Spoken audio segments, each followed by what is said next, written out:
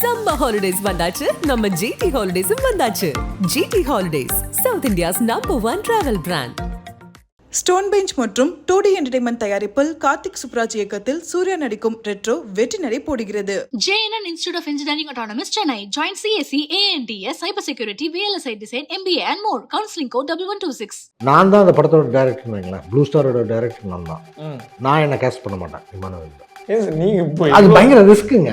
ஆனால் நான் இங்கே ரொம்ப பாராட்டணும் இல்லை ரொம்ப அப்ரிஷியேட் பண்ணணும் இல்லை நான் ரொம்ப கடமைப்பட்டிருக்கேன் அப்படின்னா டைரக்டர் ரஞ்சித் தான். ஓகே, இப்போ மேஜிக் ஓகே கொடுத்துட்டேன் திருப்பி கொடுன்னு கேட்டுகிட்டே இருக்காங்க. நானும் ஏதோ கொடுத்துட்ருக்கேன். அது எப்போ எம்டி ஆகும்னு தெரியாது. ஆனால் எம்டி ஆகிறதுக்கு முன்னாடி வேறு ஏதாவது வச்சு ஜென்ரேட் பண்ணி கொடுத்து வேற பொண்ணு ஓகே ஏதோ ஒன்று கொடுத்துட்டு இருக்கணும். Magic you have to okay make it works இல்லை, அது சேலஞ்ச். ஸோ லக்கிலி இப்போ சில பேர் வந்து சொல்லுவாங்க, சார் அந்த சூப்பர் டீலக்ஸில் பண்ண மாதிரியே பண்ணியிருக்கேன் சார், அந்த ஸ்கிரிப்ட் அந்த ப்ராஜெக்ட் நான் பண்ணுறதே இல்லை. அப்படி வந்து கேட்கும் பொழுது ஆமாம் ஓகே வாய்ப்பே கிடையாது. நமக்கு என்ன இன்ஸ்பயர் பண்ணுதோ அதை பண்ணுறது, அதை அந்த லிபர்ட்டியும் அந்த அண்டர்ஸ்டாண்ட் பண்ணிக்கிற டைரக்டர்ஸ் கூட ஒர்க் பண்ணும்போது மேஜிக் ஹேப்பன்ஸ்.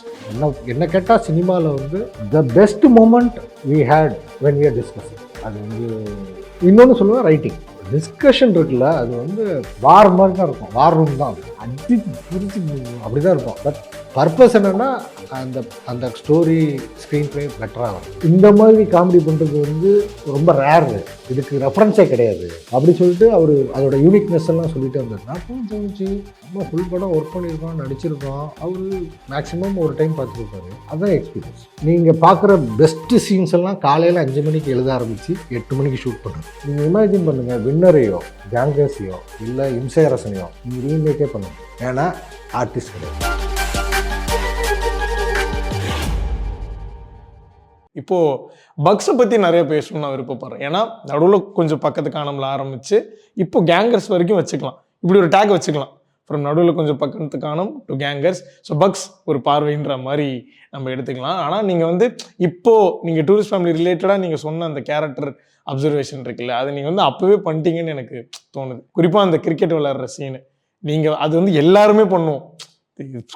ஸ்கூலில் கிரிக்கெட் விளையாண்ட எல்லாருக்கும் அந்த சீன் ரிலேட் ஆகிடும். ஒருத்தன் 6 அடித்தாலோ இல்லை கேட்ச் பிடிச்சாலோ ரிலேட் ஆகுறது வேற. இதுதான் ஒரு ஸ்ட்ரீட் கிரிக்கெட், இதுதான் கல்லி கிரிக்கெட்டுன்ற மாதிரி. அந்த சீன் மேக்கிங் அப்போ நீங்கள் பண்ணணும் பற்றி சொல்லுங்களேன். ஆக்சுவலாக பார்த்தா நல்ல போங்கடிக்கிறது பஜ்ஜி தான், ரைட்டா? தெரிஞ்சே போங்கடிப்பாப்புல. அதாவது வந்து இதெல்லாம் நம்பவே மாட்டாங்கன்னு தெரிஞ்சாலும் போங்கடிப்பாப்புல. பட்டு கதையில் வந்து என் கேரக்டர் மேலே வச்சுட்டாப்புல. ஆனால் அஸ் அ டைரக்டர் அண்ட் ரைட்டராக வந்து பாலாஜி அதை பண்ணாப்புலன்னா, அந்த 4 பேர் இருந்த சீனில் பார்த்தீங்கன்னா நான் தான் கொஞ்சம் வயசான ஆள், அட்லீஸ்ட் லுக் வைஸ் ஓகே. இது மாதிரி இப்போ எங்கள் கேரக்டர்ஸாக மீட் பண்ணிக்கிட்டதில் கூட இருக்கலாம் அந்த மாதிரி. இந்த 4 பேரில் இந்த 4 பேருமே இந்த பிரச்சனையை ஈஸியாக சால்வ் பண்ணிட மாட்டாங்க, இவங்க சில்லற பசங்க தான் அப்படின்னு சொல்கிறதுக்கு தான் ஆக்சுவலாக கிரிக்கெட் சீன். ஆப்வியஸ்லி கிரிக்கெட் சீனில் தான் பால் கேட்ச் பண்ண போய் கீழே விழுந்து அவருக்கு வந்து மெமரி ஆரம்பிக்குது, டெம்பரரி மெமரிலாம் ஆகுது. பட் அதுக்குள்ளே அதுதான் ஸ்கிரிப்ட் ரைட்டிங் நான் சொல்லுவேன். ஸோ இந்த 4 பேரை பார்த்துட்டு உங்களுக்கு என்றைக்குமே ஹோப் வராது, இவனுக்கு பிரச்சனையை சால்வ் பண்ணிடுவானு. ஆனால் நாங்கள் தான் சால்வ் பண்ணுறோம். அவுட் ஆஃப் என்ன சொல்லுங்க, ஒரு ஃப்ரஸ்ட்ரேஷனும் சரி, ஒரு ஃபால்ஸ் ஹோப்லேயுமே பரவாயில்ல, மாட்டினா பரவாயில்ல, எப்படின்னு தெரியாதானே போகுது, ட்ரை பண்ணியாவது தெரியும், மாட்டிக்கிட்டா பரவாயில்ல அப்படின்னு ஏதோ ஒரு ஃபால்ஸ் ஹோப்பில் அப்படியே பண்ணி கல்யாணத்தை பண்ணி அவனுக்கு ஞாபகமும் வந்துடுது படத்தில்.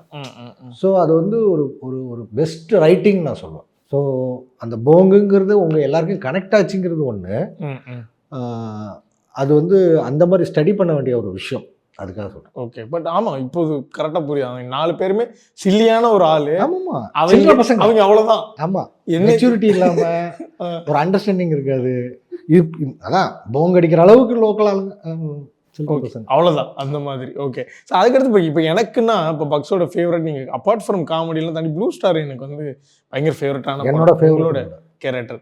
அது வந்து பார்க்குறப்போ நீங்கள் அந்த லைக் கால் கொஞ்சம் ஒரு மாதிரி ஆயிருந்திருக்கும், அதில் நடக்கிற நோயன்சஸாக இருக்கட்டும், இல்லை கொஞ்சம் ஒரு ஃப்ளாஷ் கட் போயிட்டு நீங்கள் எல்லாருக்கும் டீச் பண்ணுற விதங்கள். நீங்களும் ஒன்ஸ் ஒரு பிளேயராக இது வந்து இந்த ஊரில் ஒரு பிரச்சனை, பட் அப்புறமா நீங்கள் அந்த கிரவுண்டில் ஒர்க் பண்ணுற ஒன் ஆஃப் த ஸ்டாஃப்ஸ், அடுத்த வர ஜென்ரேஷன்ஸ்க்கு நீங்கள் சொல்லிக் கொடுக்குற விதங்கள், அங்கே சாந்தனு கேரக்டர், அசோக் செல்வன் கேரக்டர் கிட்ட நீங்கள் பேசுகிற விதங்கள், அதெல்லாம் நான் புதுசாக ஒரு பக்ஸை பார்த்தேன். ஸோ அதனுடைய டேக்அவே என்ன சார் உங்களுக்கு ப்ளூ ஸ்டாரில் பக்ஸோடைய டேக்அவே அந்த கேரக்டருக்கு?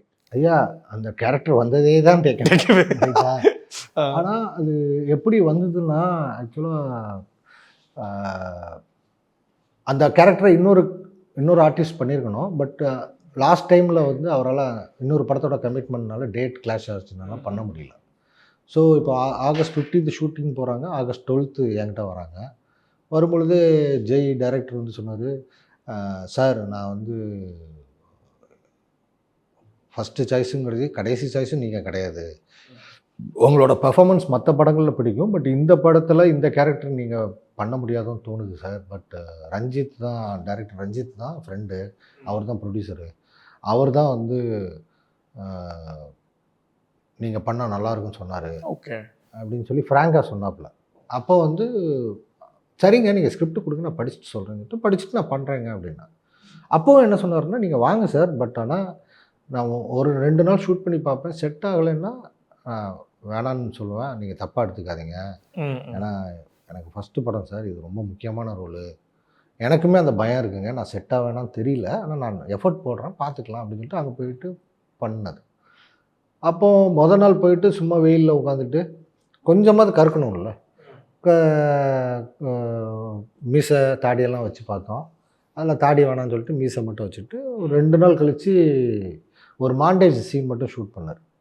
நீங்கள் இந்த பசங்க கிரிக்கெட் விளையாடிட்டு இருக்காங்க, 2 டீமு வேறு வேறு ஐடியாவில் இருக்காங்க, இவனுங்களை ஒன்று சேர்க்கணும், எப்படி பண்ண போகிறோன்னு தெரியல, இவனுக்கு என்னென்னா இந்த மாதிரி ஒரு ஒரு பகை வெறுப்போடு இருக்கானுங்க அப்படின்னு சொல்லி பார்க்குறீங்க, ஜஸ்ட்டு பார்க்குறீங்க அப்படின்னாரு. நான் ஒன்று சரி பண்ணுங்கன்னு அந்த பிச்சு ரோல் பண்ணுவோம்ல, அந்த ரோலர் மேலே உட்கார வச்சுட்டு கையை அப்படி வச்சுட்டு பார்க்குறாங்க. அப்படியே சைலண்டாக ரொம்ப எக்ஸ்ப்ரெசிவ் இல்லாமல் பண்ணிட்டேன். ஒரு ஷார்ட்டு கட் சொல்லிவிட்டு ஓடி வராப்புல.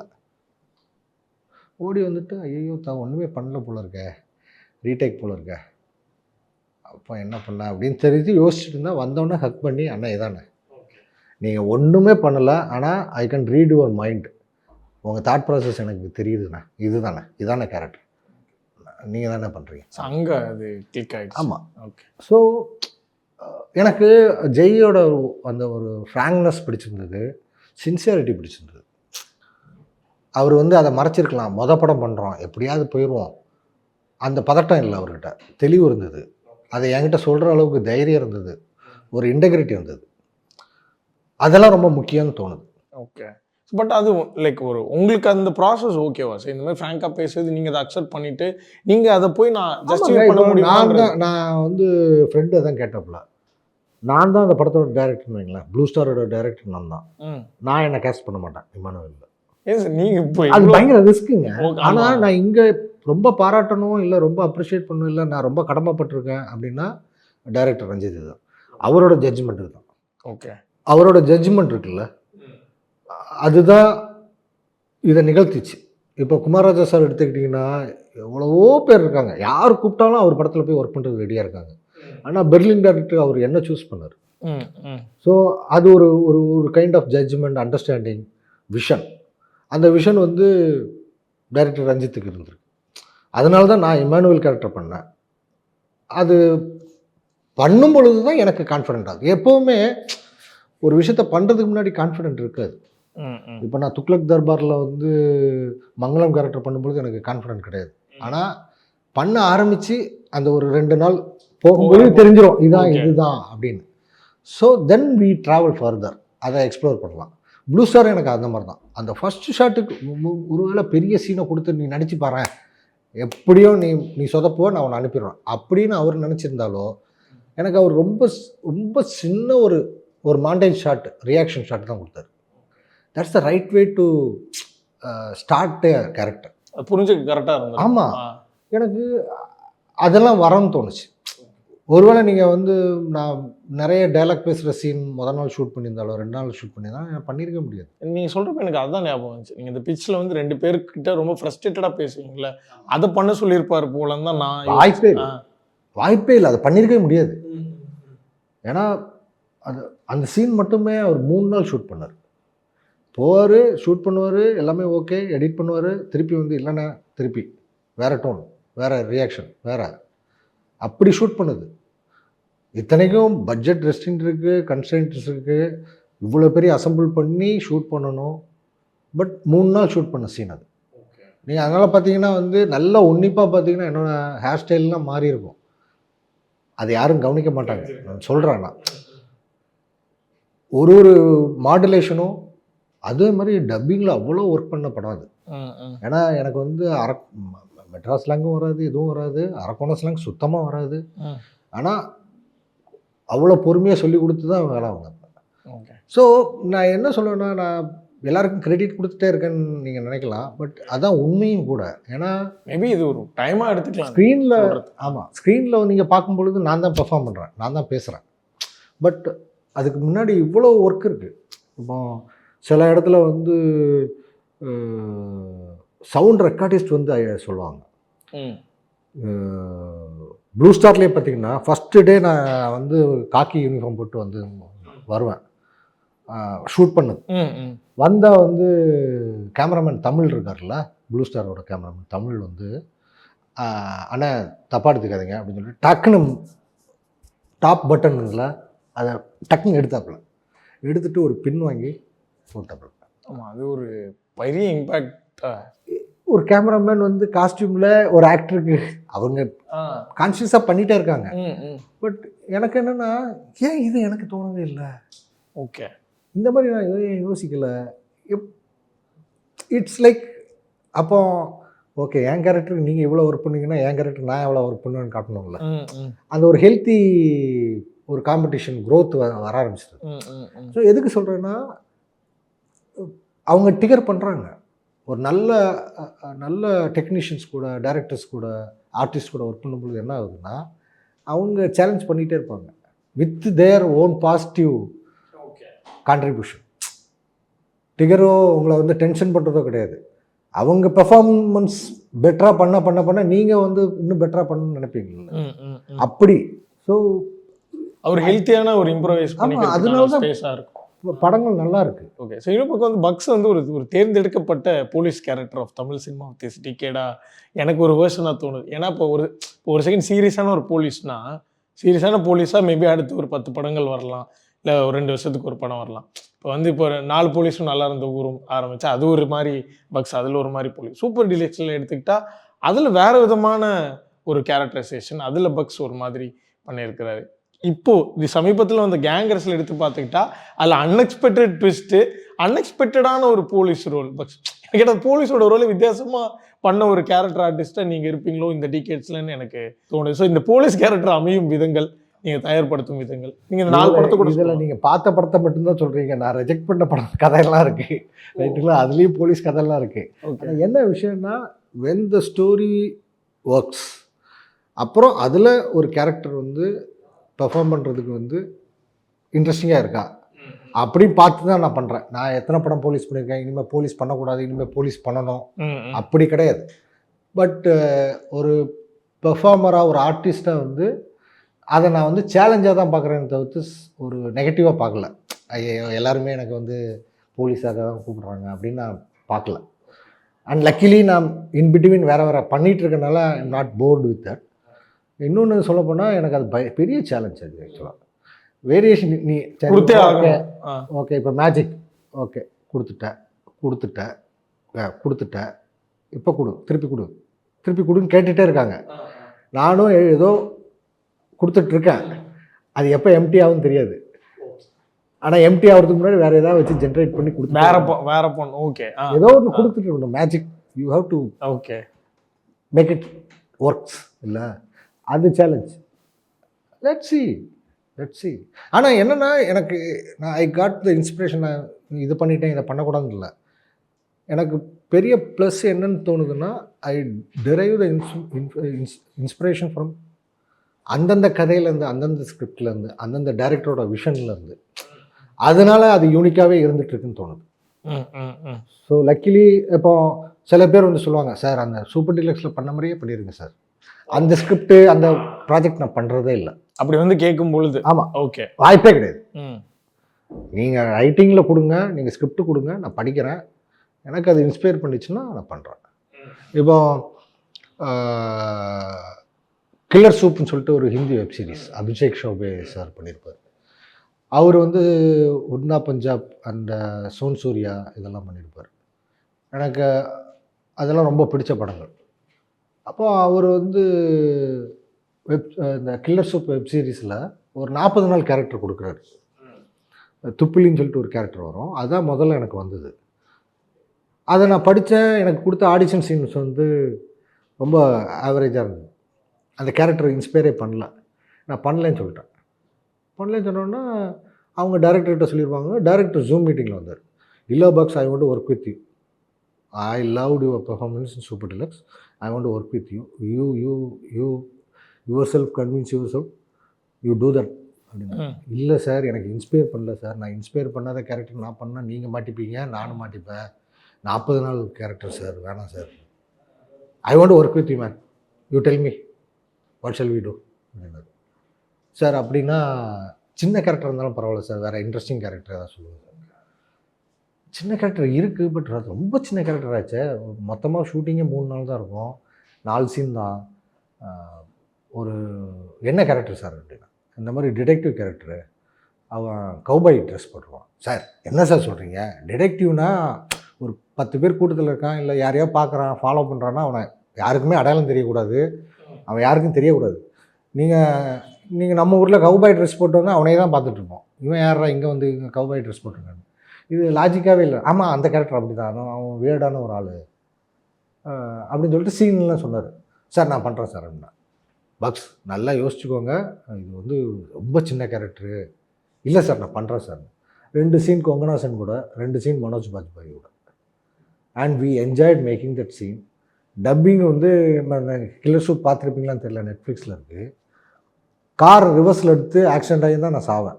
ஸோ நான் வந்து கார் ரிவர்ஸ் எடுக்கும்போது அந்த கெட்ட வார்த்தை பேசிகிட்டே தான் போவேன். அது வந்து இந்த கார் சவுண்டில் வந்து ஓவர்லாப்னால ரெக்கார்ட் ஆகலை. அதை மட்டும் டப் பண்ணுறதுக்கு வந்து லைவ் சவுண்டு. ஸோ ஒரு சென்னைக்கு வந்திருந்தார். அப்போ அதை டப் பண்ணும் பொழுது அதை என்ஜாய் பண்ணி சிரித்து வெளியில் வந்தோடனே, பக்ஸ் நான் வந்து ரைட்டிங்கில் வந்து ரொம்ப பயந்த கேரக்டர் இந்த கேரக்டர் தான். ஏன்னா இதை எழுதிட்டோம், இதை யார் பண்ண போகிறா, இது எப்படி யார் ஜஸ்டிஃபை பண்ணிடுவாங்க, எழுதிட்டோம், நம்ம ஏதோ ஒரு காம்பினேஷன், வியர்டு காம்பினேஷன் யோசித்து எழுதிட்டோம். ரொம்ப பயந்துட்டு இருந்தோம் character box. I nailed it அப்படின்னு சொல்லி ஹெல்ப் பண்ணார். இதுதான் நமக்கு என்ன இன்ஸ்பயர் பண்ணுதோ அதை பண்ணுறது. அதை அந்த லிபர்ட்டியும் அந்த அண்டர்ஸ்டாண்ட் பண்ணிக்கிற டைரக்டர்ஸ் கூட ஒர்க் பண்ணும் பொழுது மேஜிக் ஹேப்பன்ஸ். அவ்வளோ. பட் இது வந்து ஒரு பயங்கரமான ஒரு விஷயம், சூஸியாக இருக்கிறது. நமக்கு என்ன இன்ஸ்பயர் பண்ணதோ அதை வச்சு நம்ம பண்ணுறது. ஒரு சின்ன கேரக்டர் இருந்தாலும் பரவாயில்லன்றப்போ அது பயங்கரமாக ஒர்க் ஆகுதும் கூட. இது ஒர்க் ஆகாமல் எங்கேயாவது போயிருக்கா சார் இது வரைக்கும்? மேபி இத்தனை வருஷம் உங்களுடைய கரியரில் சூஸியாக இருக்கிறது, இது வேணாம் இது வேணும்னு நீங்கள் சூஸியாக எடுத்த டெசிஷனில் ஏதாவது ஒரு டெசிஷன் ஒர்க் ஆகாமல் போயிருந்திருக்கா? சில படம் ஒர்க் அவுட் ஆகும் நமக்கு. இப்போ சில படம் ஹிட் அடிக்கும் தெரியும், ஆனால் அதில் நம்ம பெர்ஃபார்ம் பண்ண முடியாமல் போகுதுங்கிறது வந்து டெலிபரேட் கான்ஷியஸ் டிசிஷன் தான். சில படம் ஓடும் தெரியும், ஆனால் ஓடுற படத்துலலாம் இருக்கணும்லாம் கிடையாது, ரைட்டுங்களா? அந்த மாதிரி நான் சிலது பண்ணியிருக்கேன். ஏன்னா திருடன் போலீஸ் ஆக்சுவலாக எனக்கு வந்த படம். டார்லிங் எனக்கு வந்த படம். ஜிவி சார் படம் இருக்குல்ல, அது எனக்கு வந்த படம். தீயா வேலை பார்க்கணும் குமார் சுந்தர்சி சார், அதில் நான் ஒரு படம் கேரக்டர் பண்ணிக்கணும். ஆனால் நான் டைரக்ட் பண்ண போகிறேன்னு சொல்லிட்டு போயிட்டேன். இந்த ரீசன்னால கிடையாது. Okay okay. ஸோ இந்த மாதிரி ஹிட்டான படங்கள் இருக்குது, கண்டிப்பாக இருக்குது.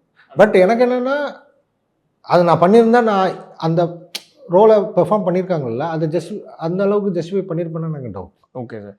ஆனால் பண்ணி மிஸ் ஆன படம் எனக்கு தெரியல. ஓகே, ஸோ அது மேபி ஒரு ப்ராப்பரான ஒரு சாய்ஸஸ் தான். ஸோ வந்து லைக் 96-2 வந்து ரெடி ஆகிறதா கேள்விப்பட்டுருக்கோம். ஸோ ஃபுல் அண்ட் ஃபுல் இங்கே இல்லை, மலேசியான்றாங்க, ஏதோ ஒரு அப்ராடுன்றாங்க. ஸோ பக்ஸு எப்படி அங்கே போகிறாரு? பக்ஸ் இருக்காரா இல்லையா? நல்ல கேள்வி. அடுத்த கேள்வி. அப்படியே ஷிஃப்ட் ஆகிட்டீங்களே சார். த மோஸ்ட் எக்ஸ்பெக்டட் எங்களோட மெய்யழகனுடைய படம் பிரேம், அது அவர் வாயிலேருந்து வரும்பொழுது நீங்க கேளுங்க, படம் போட்டு பிடிச்சிட்டு நீங்க உங்களுடைய இதுல ரியாக்ஷன்ஸ் மட்டும் கொடுங்க, நாங்க புரிஞ்சுக்கிறோம். அதுதான் சொல்லிட்டேன். Okay okay. மேபி நீங்க ஸ்கிரிப்ட் ஒர்க்கும் நிறைய பண்றீங்க, மேபி பிரேம் சார் கூட ஒர்க் பண்றதே இல்லை நீங்க? இல்லை, எங்க செட்லையும் சரி எப்பவுமே ஜென்ரலாக வந்து they will write a draft. அது ஃபர்ஸ்ட் டிராஃப்டோ செகண்ட் டிராஃப்டோ when they are confident that நான் சொல்லணும்னு நினச்சதெல்லாம் சொல்லிட்டேன், இதை டிஸ்கஸ் பண்ணோம்னு சொல்லிட்டு அதை தான் உட்காந்து டிஸ்கஸ் பண்ணோம். ஓகே. யாரும் வந்து எழுதும் பொழுதே கூட நின்று கையை பிடிச்சி இப்படி எழுதுறதோ இல்லை தள்ளி விட்டுட்டு எழுதுறதெல்லாம் கிடையாது. ஓகே. ஸோ ஒரு டிராஃப்ட் முடிச்சிருவாங்க, இல்லை 2 டிராஃப்ட் முடிச்சிருவாங்க. அந்த டெக்ஸ்ட்டை வச்சுட்டு தான் நாங்கள் டிஸ்கஸ் பண்ணோம்.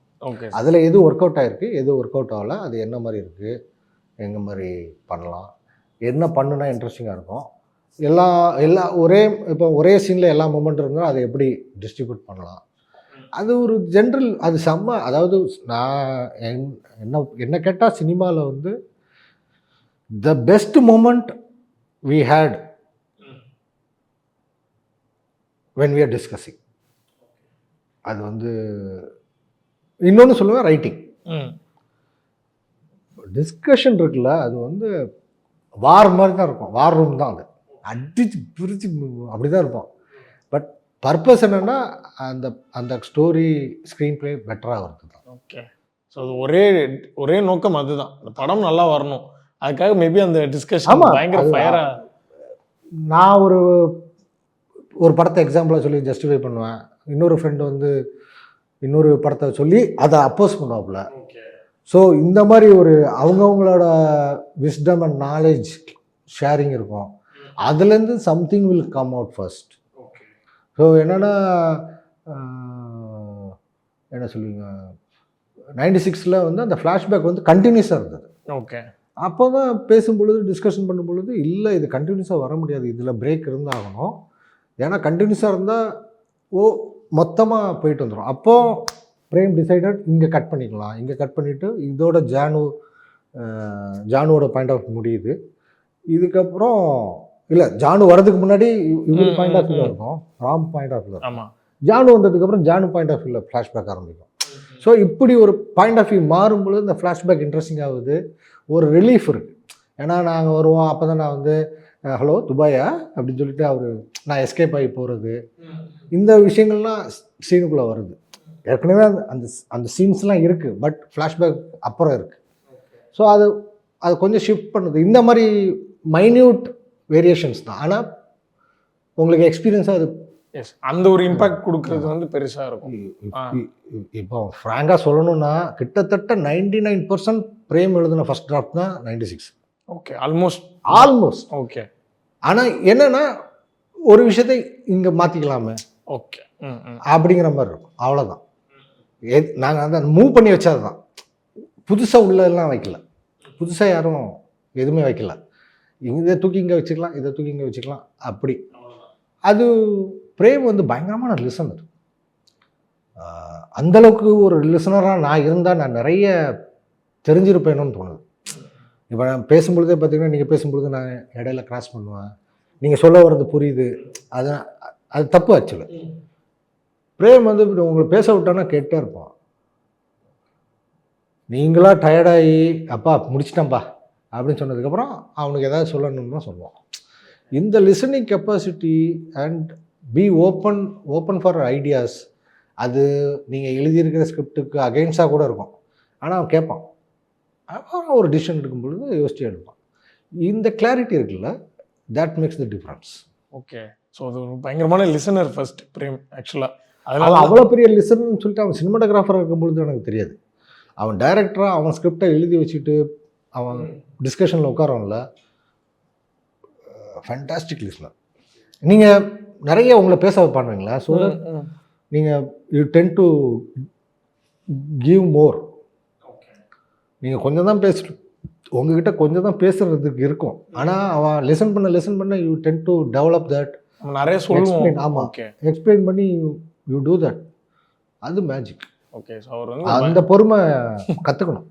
இல்லை, நம்மளும் ஒரு டேக்அவேவாக நான் எடுத்துக்கிறேன். ஏன்னா ஒரு லிசனர் கண்டிப்பாக தேவை. லைக் பேசுகிற எல்லாருக்குமே, நீங்கள் சொல்கிற மாதிரி ஷார்ட்டாக பேசுகிற எல்லாருக்குமே ஒரு லிசனர் தேவை. அப்போ தான் அவங்களுக்குள்ளே இருக்கிறது வெளில வரும். ஸோ அப்படி இருக்கிறதுனால தான் மேபி பிரேம் அவர்களால் 96 பண்ண முடியுது, மெய்யழகன் மாதிரியான ஒரு படமும் பண்ண முடியுது. இதுவும் ஒரு பெரிய குவாலிட்டின்னு நான் கன்சிடர் பண்ணுறேன். நீங்கள் நிறைய ஆக்டர்ஸ் கூட நடிச்சிருக்கீங்க, டிரெக்டர்ஸ் கூட நடிச்சிருக்கீங்க.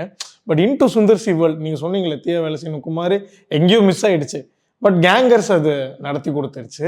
ஸோ அந்த பட்டாளத்தில் உங்களை பார்க்கும்போதே ஒரு பயங்கரமான ஒரு காம்போவாக இருந்தது. இன்னொரு பக்கம் வடிவேல் சார், லைக் நம்ம முன்னாடிலாம் ட்ரெய்லர் பார்க்குறப்பெல்லாம் வந்து வடிவேல் சார் மட்டும் காமெடி பண்ணுவார். சுற்றி அவங்க கொஞ்சம் ஒரு ஹெல்ப் பண்ணுவாங்க காமெடிக்குன்னு பார்த்தா இங்கே உங்களோட போர்ஷனும் தனி ஒரு காமெடி ட்ராக்காக இருந்தது. ஒரு பக்கம் ஸ்டார்டிங்கில் இன்னசென்ஸில் ஆரம்பித்து ஒரு ட்விஸ்ட்டில் ஆரம்பித்து ஒரு காமெடியில் உங்களுக்குன்னு தனி ஒரு ட்ராக் இருந்தது. ஃபர்ஸ்ட் சுந்தர் சி சார் பற்றி சொல்லுங்கள். இன்டு கேங்கர்ஸ் உங்களுக்கான டேக்அவே பற்றியும் நீங்கள் ஷேர் பண்ணிக்கலாம். அதுதான் சாரே ஆக்சுவலாக வந்து நடுவில் கொஞ்சம் படத்தில் ரிலீஸ் ஆனதுக்கப்புறம் என்னையும் ராஜியும் கூப்பிட்டு ஒரு கிட்டத்தட்ட ஒரு 45 மினிட்ஸ் வந்து நடுவில் கொஞ்சம் பக்கத்துக்கான ஏன் ஸ்பெஷல் அப்படின்னு சொல்லிட்டு சீனாக அனலைஸ் பண்ணி சொன்னார். சீக்வன்ஸா, கேரக்டர்ஸா. ஏன்னா இந்த மாதிரி காமெடி பண்ணுறது வந்து ரொம்ப ரேர், இதுக்கு ரெஃபரன்ஸே கிடையாது அப்படி சொல்லிட்டு அவர் அதோட யூனிக்னஸ் எல்லாம் சொல்லிட்டு வந்தார். அப்போ தோணுச்சு, நம்ம ஃபுல் படம் ஒர்க் பண்ணியிருக்கோம், நடிச்சிருக்கோம், அவர் மேக்ஸிமம் ஒரு டைம் பார்த்துருப்பார். அதுதான் எக்ஸ்பீரியன்ஸ். அந்த ஒன் டைம் வாட்ச்லேயே அவ்வளோ டீகோட் பண்ண முடியுதில்ல. அப்புறமா வந்து தீயா வேலைப்பாடுகுமாரில் பண்ணணும்னு சொன்ன பொழுது, இல்லை சார் நான் டைரக்ஷன் பண்ண போகிறேன்னு சொல்லிட்டு அப்படி சொல்லிட்டு போயிட்டேன். அது எவ்வளோ பெரிய லாஸ் எனக்கு அப்படிங்கிறது வந்து eventually I came to know. இப்போ கேங்கஸில் ஒர்க் பண்ணும்பொழுது எனக்கு பயங்கர ஷாக்கிங்காக இருக்குது. டேய் பக்ஸு, நீ எவ்வளோ பெரிய முட்டாளாக இருக்கடா நீ இருந்திருக்க. ஏன்னா யோசிச்சு பாருங்கள், நான் கேங்கஸில் ஒர்க் பண்ணேன். இப்போ அடுத்த படம் அவங்க பொண்ணு ப்ரொடியூஸ் பண்ணுறாங்க, அவந்திகா, டபுள் ஆக்குபென்சி. அதில் நான் மெயின் கேரக்டர் ஒன்று பண்ணுறேன், இன்ஃபேக்ட் வில்லன் கேரக்டர் பண்ணுறேன். அடுத்தது ஒன்று பண்ணுறதுக்கு பேசிகிட்டு இருக்காங்க. It's like I will be there, I am blessed to be there, right? Imagine 2014 sir கூப்பிட்டாரு. நான் எவ்வளோ படம் சார் கூட ஒர்க் பண்ணியிருப்பேன், எவ்வளோ கற்றுருப்பேன். Everything loss, but okay, better. அது ஒரு டைம்னு உங்களுக்கு இருந்திருக்கு மேபி அப்படி வச்சு. ஆனால் அதுதான் விஷயம். இன்னொன்று, சார் வந்து பயங்கரமாக ஒரு என்ன சொல்லுங்கள், லவ்வபிள் கேரக்டர், ஜென்டில்மேன். அதே மாதிரி வந்து மாஸ்டர். நீங்கள் சுந்தர் சி சார்கிட்ட என்ன கேள்வி கேட்டாலுமே அதுக்கு என்ன பதில் இருக்கோ அதை ஃபில்டர் இல்லாமல் உங்ககிட்ட ஷேர் பண்ணுவார். ஓகே. சில பேர் வந்து இது என் சீக்ரெட், இதை நான் சொல்ல மாட்டேன், இதை சொல்லிடக்கூடாது அப்படின்னு ஹைட் பண்ணுவாங்க, இல்லைன்னா வேற ஒரு பதில் சொல்லுவாங்க. அது எதுவுமே கிடையாது. இந்த சீன் சூப்பராக இருந்தது சார், இது எப்படி சார்னா, இது இங்கிலீஷில் ஒரு படம் இருக்குது, அதில் இந்த மாதிரி ஒன்று நடக்கும், அது நம்ம கல்ச்சருக்கு ஒத்து வராது, அதை இப்படி மாற்றினா இப்படி வந்துடும். அது வடிவேலண்ணன் இல்லை வந்து சந்தானம் அவங்க மாதிரி ஒரு ஆர்டிஸ்ட்கிட்ட கொடுக்கும் பொழுது அது இப்படி வரும். இப்படி ஸ்டெப் பை ஸ்டெப் அந்த மைண்ட் ப்ராசஸை எக்ஸ்பிளைன் பண்ணுவார். அந்த மாதிரி ஒரு பயங்கரமான டீச்சர் அவர். அதுக்கு பார்த்திங்கன்னா அவர் வச்சுருக்க டீம் இருக்குல்ல, வெங்கட்னு சொல்லிட்டு அவங்க தான் என்ன சொல்லிங்க, கலகலப்பு 2005 இருந்து இப்போ வரைக்கும் ரைட்டர், ஃபென்டாஸ்டிக் ரைட்டர். அதுவும் நீங்கள் பார்க்குற பெஸ்ட்டு சீன்ஸ் எல்லாம் காலையில் 5 மணிக்கு எழுத ஆரம்பித்து 8 மணிக்கு ஷூட் பண்ணது, ரைட்டா? அது வந்து ஏதோ ரூம் போட்டு இப்படி யோசித்து அன்றைக்கி காலைல 5 மணிக்கு அவர் எழுத ஆரம்பிப்பார், 8 மணிக்கு ஸ்பாட்டுக்கு வரும். அப்போ சின்ன சின்ன ரீரைட்டிங்கு. அன்றைக்கி 10 மணிக்கு ஷூட் பண்ண ஆரம்பித்து 12 மணிக்கு சீன் முடிஞ்சிடும். நீங்கள் கேங்கஸ்லேயும் சரி, எல்லா படத்துலையுமே ப்ராசஸ் அதான். ஸோ அவ்வளோ ஃபாஸ்ட்டாக காமெடி எழுதணுன்ட்டு இருக்குல்ல, அதில் வேரியேஷன், அதில் ஹிட்டு, அது ஒர்க் அவுட் ஆகணும். நீங்கள் சீரியஸ் சீன்ஸ் எழுதி அதை ஒர்க் அவுட் பண்ணுறது ஈஸி. ஆக்சுவலி நம்ம கரெக்டான கதையும் ரீசனும் கண்டுபிடிச்சிட்டோன்னா என்ன கேரக்டர் எது பண்ணாலும் அள வச்சிடலாம், சிரிக்க வைக்க முடியாது. அந்த வடிவேலண்ணா வந்து ஃபுல் அதை பண்ணலை இதை பண்ணலை, இது அதனால் அதை அடிக்கலை இதை அடிக்கலை அதை அடிக்கலைன்னு சொல்கிற சீனும் அதே மாதிரி காலையில் 5 மணிக்கு எழுத ஆரம்பித்து 8 மணிக்கு ஷூட் பண்ணாங்க. So such a wonderful person actually. அதில் பத்ரியண்ணன் இருக்காங்க, சுந்தர் சி சார் கூட விச்சு அண்ணன் இருப்பாங்க. அண்ட் விச்சு அண்ணனை தான் நான் காண்டாக்டில் இருந்தேன். ஏன்னா சுந்தர் சி சாரை காண்டாக்ட் பண்ண முடியல, விச்சு அண்ணனை வந்து ஃபாலோ பண்ணிகிட்டே இருக்கும் பொழுது, பொறுங்க பக்ஸ், நான் கரெக்டாக சொல்கிறேன், வெயிட் பண்ணுங்கள் அப்படின்னு சொல்லிட்டு ஒரு 3-4 வருஷம் ப்ராசஸ். அப்புறம் என்னென்ன அப்புறம் கோவிச்சுக்கிறதுலாம் இருக்குல்ல, என்னென்ன நீங்கள் சொல்லிகிட்டே மாட்டேங்கிறீங்க, இருப்பா நீ ஏப்பா அப்படின்னு சொல்லிட்டு அது. ஆனால் அதுதான் பிளெஸ்ஸிங்னு சொல்கிறாங்கங்களா. அந்த மாதிரி விச்சுவனோட ப்ரெசன்ஸ் இல்லாமல், சப்போர்ட் இல்லாமல் நான் பண்ணியிருக்க முடியாதுன்னு தோணுது. அதே மாதிரி பத்ரி அண்ணன் அவங்க வந்து கோ டைரக்டர் மாதிரி ஒர்க் பண்ணாங்க. அவங்க ஒர்க் பண்ணும்பொழுது பார்த்திங்கன்னா ஷார்ட்டில் வந்து நீங்கள் இதை பண்ணீங்க, அதை செகண்ட் டேக்கில் பண்ணீங்க, இதில் பண்ணுங்க. ஆனால் நான் 3 ரீடேக் பண்ணேன். ரீடேக் எப்போ வேணாலும் போங்க. ஆனால் அடுத்த செட்டப் வெயிட் பண்ணிகிட்ருக்கோம். பட் இல்லைண்ணே ரீடேக் என்ன பண்ண போகிறீங்க? இல்லைண்ணே பண்ணுறோம் ஒரு நிமிஷம் ரீடேக். சரி, ஓகே. அந்த ஒரு கிளாரிட்டி இருக்குல்ல, அது அவரோட சப்போர்ட்டு. இதில் மனோ அண்ணா இருக்கார். அவர் பார்த்திங்கன்னா அவர் வந்து சில பஞ்ச் டைலாக் போடுவார். டேய் உன் கண்ணு தாண்டா பெருசு, உன் என்ன சின்னதுடா அப்படின்னு சொல்லுவார்ல. இதெல்லாம் மனோ அண்ணன் போட்டது. அவங்க எல்லாமே சுந்தர் சி சார் டீம் தான். ஓகே. ஸோ இப்படி ஒருத்தரோட லவ் அண்ட் அஃபெக்ஷன் இருக்குல்ல, அதனால அது அப்படி வருது. இதில் வடிவேல் அண்ணன் வந்து நான் ஆக்சுவலாக ஜில்லுனூர் காதலில் அசோசியேட் டைரக்டர். என்ன மாதிரி அசோசியேட் டைரக்டர்னா art department and location. So ஒரு நாள் காலையில் ஷூட்டிங் எல்லாத்தையும் ரெடி பண்ணி அவங்க ஃபஸ்ட்டு ஷாட் வச்சு ஓகே சொல்லிட்டாங்கன்னா நான் அடுத்த லொக்கேஷனுக்கு அடுத்த நாள் ஷூட்டுக்கு போயிடுவேன். இல்லை மத்தியானம் இன்னொரு லொக்கேஷன் ஷூட் பண்ணுறாங்கன்னா அந்த லொக்கேஷன் போய் அதை ரெடி பண்ணோம். ஸோ இதை ரெடி பண்ணி வச்சுட்டு நான் அடுத்தது போயிடணும். ஸோ என்றைக்குமே நான் வந்து வடிவேலனோட பெர்ஃபார்மன்ஸை லைவாக பார்த்ததே இல்லை. இன்றைக்கும் இத்தனைக்கும் நான் அந்த படத்தில் ஒர்க் பண்ணியிருந்தாலுமே பார்க்கல. படங்கள்லாம் நீங்கள் ஆடியன்ஸ் பார்க்குற மாதிரி தான் நானும் பார்த்துருக்கேன். ஏன்னா நான் வந்து மத்தியானம் ஷூட்டிங் வரும்பொழுது காலையில் சீன் சூப்பராக இருந்தது. பேசிகிட்டு இருக்கேன் மாமா அப்படின்னு சொன்னாருன்னு சொல்லிட்டு அதை மாடுலேஷனோட ஃபுல் சீன் பண்ணி கட்டுவாங்க. கடுப்பாக இருக்கும்.